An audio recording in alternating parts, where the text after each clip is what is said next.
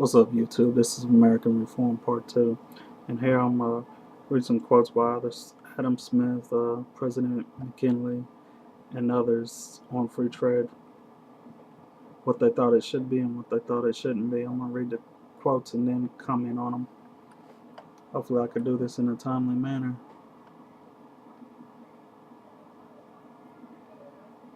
Okay, this is what Adam Smith said. It is the maximum of every prudent master of a family never to attempt to make at home what it costs him more to make than to buy.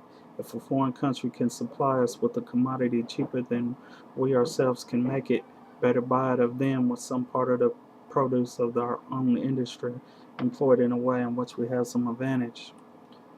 And here is William McKinley's speech. It's basically the reaction to that, what Adam Smith said. I say if you had not had the protective tariffs, things would be a little cheaper. Or whether a thing is cheap or not, dear, depends upon what we could earn by our daily labor. Free trade cheapens the product by cheapening the producer. Protection cheapens the product by elevating the producer. Under free trade, the trader is the master and the producer the slave.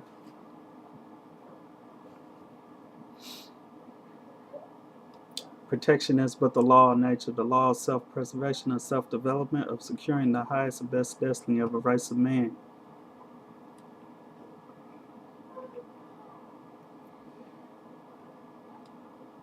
Hold up. I'm sorry, folks. Trying to get this. They said that protection is immoral. While protection builds up and elevates 63 million, the U.S. population of people, the influence of those 63 million of people elevates the rest of the world. We cannot take a step in the pathway of progress without benefiting mankind everywhere. What I say, buy where you can buy the cheapest. Of course, that applies to labor as to everything else. Let me give you the maximum that is 1,000 times better than that, and it is the protection maximum. Buy where you can pay the easiest, and that spot of earth is where labor wins its highest reward. Okay.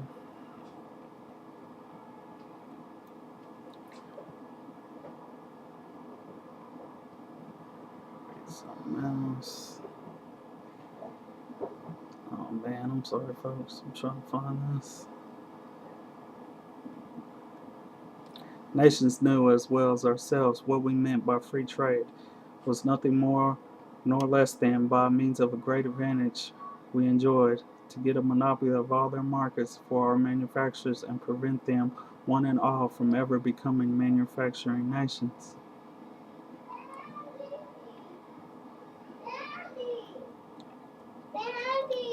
A nation would act unwisely to endeavor to promote the welfare of the whole human race at the expense of its particular strengths, welfare, and independence.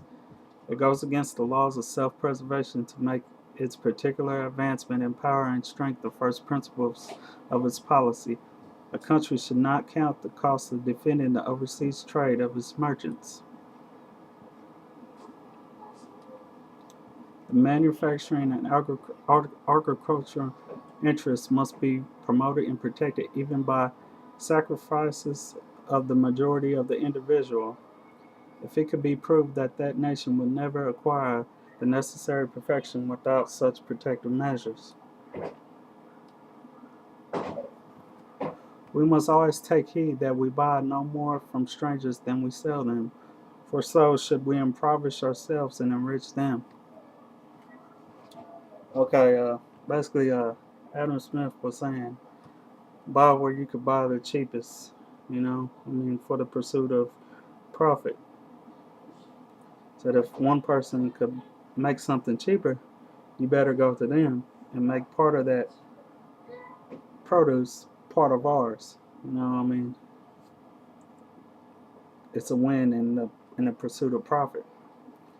Basically, William McKinley, President McKinley, said the opposite. He said, stimulate the producer, and in return, the producer will stimulate the economy. He said, Adam Smith, free trade. The trade, the trader is the master and the producer the slave. So he's cheapening the product by cheapening the producer. Cheapening the cost to make it. Plus, it's taking away jobs. President McKinley, he's creating jobs. He's giving jobs for us, and protecting them, so they wouldn't be, threatened by foreign competition. And I mean, a nation can't, take it upon itself to be responsible for the whole, human race. You can't do it. It's not going to happen. We cannot have one world government. We have to have, you know, many governments, but all on the same, level playing field. Basically, in a nutshell, that's what it's saying. That's what I think these quotes prove, and that you must have both of them. We must have free trade because Asia has, you know,